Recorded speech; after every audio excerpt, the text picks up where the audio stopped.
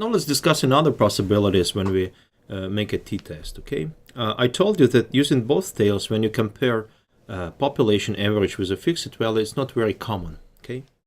So, in fact, when you compare the population value with the fixed value, this is the situation you have. In this case, you use both tails because the sample on both sides of your distribution are equally extreme, okay? So if you have a sample size with t-value 2, then sample size with t-value minus 2 will be as extreme as this one. So that's why we use this both tails, and sometimes this test is called two tails test, okay? But it's quite common to use another test. So here we had tested mu is equal to a particular value, right? But it's very common to use another test which utilizes either right tail, only right tail, or left tail of the distribution, okay? So let's discuss that. Well, let's start with the left tail. So think, in the left tail, the extreme samples are negative, right? So or extreme samples are concentrated on left, okay? So it means that the more far you go in this direction, the more and more extreme sample you will get. What it means? You remember how to calculate the t-value. This is how to calculate the t-value, m minus mu, divided to this s over square root of n, okay? So when t-value will be negative, when m will be below mu, right? So it means that if m is too small comparing to mu, means smaller than mu, then the sample becomes too extreme for being taken from this population, right? So it means that we compare our null hypothesis with this one, okay? So it's larger or equal to mu 0, right? So we have mu 0 here. So it means that if your sample, if this is true, let's say we took a sample, and the null hypothesis is that our sample is at least 175, the average is at least 175, right? If our sample is 173, for example, okay, then it will be somewhere here. It depends on the degrees of freedom, of course.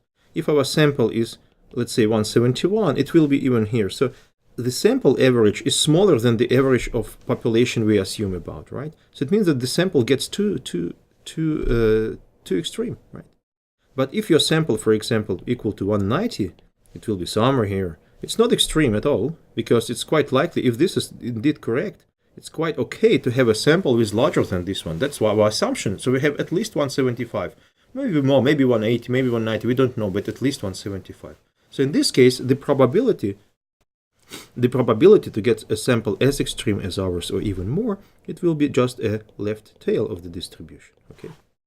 But if you look at the right tail, it's vice versa, right? So in this case, our null hypothesis is mu is equal or below mu 0, right?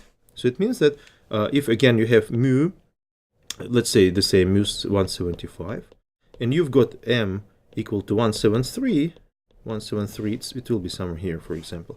It's nothing wrong with this sample, because it's very likely to get a sample with average value below this one, if this is our null hypothesis, because we say no more than 175, okay? It can be less, it can be 170, it can be 165, but it's no more than 175. So this sample is not extreme at all, okay? This sample will also not be extreme at all, but in this case, this sample, so it means 180. It gets, for example, it's here. So it is extreme because it's above 175, right? So the more far you go in this direction, in this case, the more extreme your sample will become. Okay, because that's our null hypothesis, okay? So that's how to use the one-tail distribution. We know already how to calculate the shaded areas, and now let's look at some examples. So let's start with this hypothesis, this one. So the sample average is at least 175. Maybe we don't know, but we believe it's not below 175, okay? So let's take the first sample. You see, this is negative, okay? So it's 174, it's below 175. Is this possible because it's random sample and the sample size is not very large? So it is possible to get it, even if this null hypothesis is correct. Let's see the probability. So that's the distribution. This is our sample, it's minus 0.5. Okay, so you can have even -1, even -2. You can have the sample as extreme as ours or even more extreme in this null hypothesis. Okay, it's possible, it's probable. What's the probability? That's the probability. All these possible values, okay? So if you calculate a p-value, it will be 0.3122. So it's 31% chance to get a sample like we have, or even more extreme if null hypothesis is correct. So we can't reject it. It's still possible. It's still likely. If we take the second sample, in this case it's a good one because the t-value is +1, so we already have samples average above the assuming null hypothesis average, right? So it's already above 175. So in this case, this is how it looks like. So this is the sample that is as extreme as ours, and all these cases will be more extreme samples relative to our null hypothesis, right? So it means that it's very likely to get a sample like we have, or even more extreme, if this null hypothesis is correct. And indeed, the p-value will be 83.3%. So this is the chance to get a sample like we have, or even more extreme, if null hypothesis is correct, right? So it's very likely. It's very likely. What if we take this third sample? Now it's -3. So it's too small. The average of the sample is too small to be taken from the population with this average, right? So if you look at the p-value, look, this is the extremeness of our sample. And these are all other samples that can be as extreme as ours, or even worse. In this case, it's even worse. Okay. And the p-value is this one. Okay, so it's 0.45% the chances. Okay, it's a very small chance. And therefore, our sample is too extreme for being taken from this population. So therefore, we say, okay, seems like our assumption of the population is not correct, so we have to reject null hypothesis here, while here and here we accept. Now let's take another tail, this one. So now we assume that the average of our population does not exceed 175. So it's 175 or below that. Okay, let's take the same samples.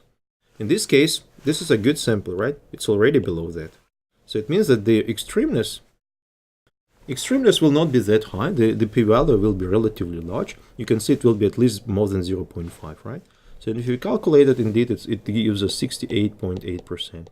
So that's the chance to get a sample like we have, or even more extreme, if our null hypothesis is correct. And it's very likely. So we support the null hypothesis in this case, okay? Then that's the other sample. Now it's extreme, right? Because the average is above 175, but it's not that extreme. You still have a chance to get a sample like this one, or even more extreme, all these guys, if null hypothesis is correct. And then you can see the chance. It's 16.7%. So still pretty large chance. Still we can't say anything wrong about our null hypothesis. And now this one will be a good one now, because it's very small, and this is our null hypothesis, right? So we believe 175 or smaller. In this case, that's the all extreme guys here. And it's pretty likely to get a sample like we have, or even more extreme if the null hypothesis is correct. So in this case, we accept all null hypotheses. So the chance to get this sample, or even more extreme, is 99.6%. So we can't say anything wrong about our null hypothesis.